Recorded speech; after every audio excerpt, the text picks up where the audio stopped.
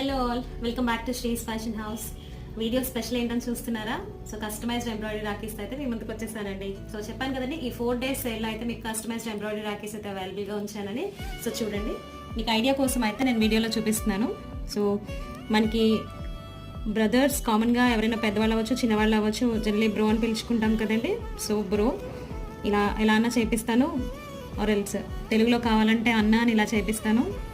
చిన్నపిల్లలు ఎవరైనా ఉన్నారనుకంటే చిన్న చిన్న టెడ్డీ బేర్స్ కానీ, లేకపోతే డోరెమాన్, హల్క్ బొమ్మలు కానీ ఎలా కావాల్సి అలా చేపిస్తాను.